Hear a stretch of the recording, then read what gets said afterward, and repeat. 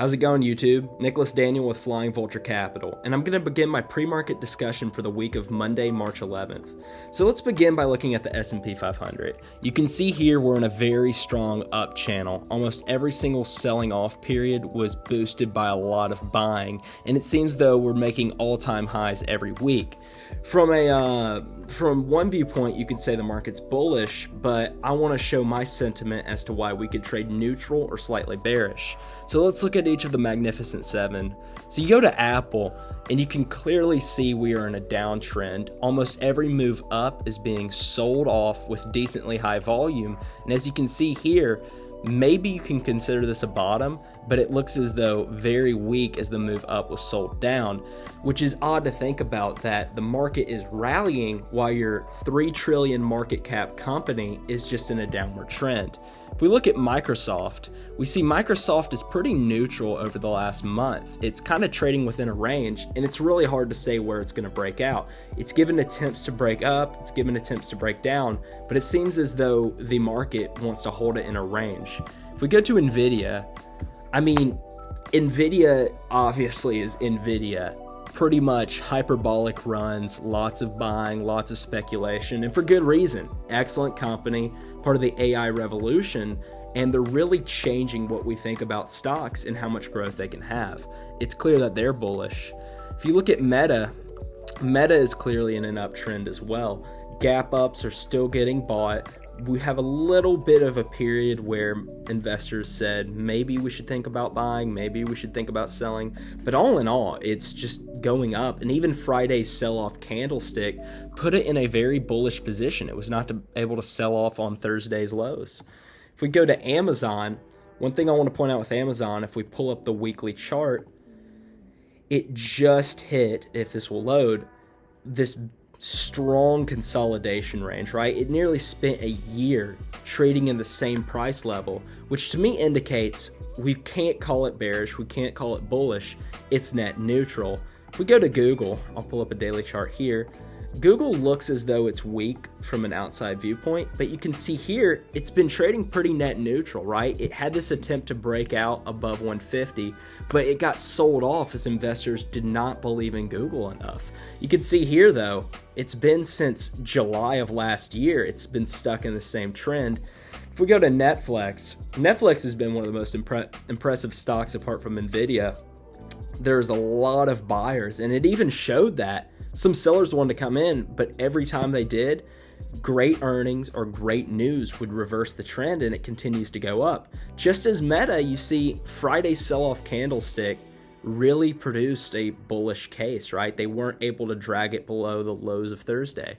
Now, all in all, when you look at the Magnificent Seven, you get a bullish sentiment, right? You have Apple, which is really your only bearish stock, and everything else is either neutral or bullish. Obviously, you have Nvidia, which is bullish, you have Meta, which is bullish, and you have Netflix, which is bullish, and that is trillions of dollars of market capitalization, which is heading in the up direction, which of course, if we pull up the SPX, S&P 500, the market has reacted accordingly. So even some smaller sectors, right? Smaller sectors are going up. I'll show you a stock that it's very speculative, but it's doing well. Palantir, for instance, we really are seeing the small caps start to join in this bull run, which it's really hard to make a bearish case, but I will give my warnings, right? On here, we have the E-minis, and what you can't see from the chart, but what you can understand from looking at the dates is we were at an important futures rollover date, meaning that the March contract ended and the June contract began. What's important about this is on futures rollovers, you do see a change in trend. You see a new market, right? One thing we don't discuss, we discuss about how these stocks right here, Apple, Microsoft, Nvidia, Meta, will drive price action, but the futures contract itself has huge value to the market. That's why I'm weary to say go all in a bullish sentiment, as we could definitely see some pullback. Another case I have is the close for Nvidia. Now, if we look at it on a 15-minute candlestick, it really touched around 972 and sellers panicked. You can see here it dropped $120 over the rest of the day. Now, you could say this is profit taking and Nvidia could clearly make $120 back in 2 days, but when you see this sort of high volume selling, that's indicative, that we could definitely see a change in trend. And you've got to look at the volume too. The volume has been picking up, but we clearly had a jump, right? The highest volume date we had before was on February 22nd when you had, it was a decent amount of volume, don't get me wrong, a lot of buyers. But here we had an astronomical increase, and that indicates that a lot of sellers, a lot of the people who bought in during this bull run are saying it's time to take these profits on paper and put it in our bank accounts. And I really do believe we could see a potential of a sell-off continuing with the market. Now with Meta, it's really hard to gauge a bearish sentiment with Meta. Meta wants to go up because it's just revolutionized in the metaverse, it's revolutionizing in AI and data collection, and frankly, I would not bet against it. But you cannot get rid of the fact that your former $3 trillion market cap company, Apple, is failing to produce growth, and it's just getting weaker and weaker and weaker. Because of this, I would still rank the S&P 500 net neutral. I would not really make a bullish case for the market, as there are enough indicators that can show maybe some fear will get in the market, but there's too much momentum riding on the Magnificent Seven to say that this market's going to head down. Just as we kind of had a positive week, not too intense, but decent gains, I would say the same with all these stocks, right? I would say if you have Microsoft continuing its consolidation, if you have Nvidia maybe seeing a pullback, if you have Google making a little bit more of a pullback or staying in consolidation, but you have Apple continuing its drop down, we could finally see in market capitalization more sellers than buyers on the S&P 500, and you could see a pullback. Also, another thing to consider is it's easy to say the trend will continue and that everything's going well, but you've got to look at this candlestick. Allow me to pull up a better chart. It's a very weak candlestick. This is very toppish. This really shows you that there were a lot of buyers, but there were a lot of sellers, and the price action swung volatile. You know, you could have made a similar case with this candle, but I'm saying that this looks very toppish to me, and I will not call the market net bullish. I'd frankly say that the best play would be a range-bound play. I really don't see much news or events pushing the market above 5,200, but I don't see much dropping it below 50-50, right? There's a lot of different indicators, both economic, political, and just straight up with the companies themselves that say we could definitely see a trend change.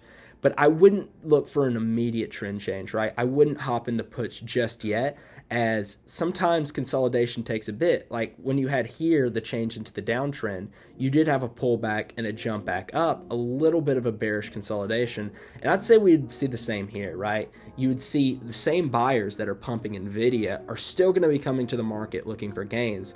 But those previous buyers that are looking to take profit are also going to look at the market and say, okay, let's take this money and let's put it in our bank account. So it's going to be really hard to gauge specifically where the price action is, but looking at an overall trend, it's healthy to say that we are likely going to consolidate at this range. We could rally above it, but I believe that we are due for a pullback for many reasons. And it's not necessarily any one company's fault or any politician's fault. It's just simple price action. Now, what could prove me wrong, and this is what's most important, is the Apple narrative. This is what everybody's been discussing. Apple typically has been a catalyst for bull runs in the past, but what you have here is on a week-to-week basis. It's not only been down, but down bigly. Now the question is, if Apple were to find a bottom, perhaps at this 165 range, would this be a bullish case? And I'd argue yes. I would argue that whatever Apple finds around this range, whether it makes a push lower or whether it bounces back up, is going to have huge implications for the market overall.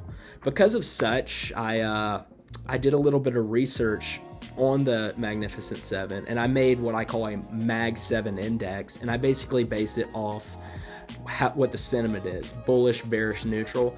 And I got kind of a number which was in that middle range. It was not saying we're going to go up, we're going to go down, we're going to trade neutral. If I had to endorse any position for a week-to-week basis, I would say rock and iron condor. I would say you can look at swings, they're going to push the market up and down, but overall the market is kind of stuck in its position.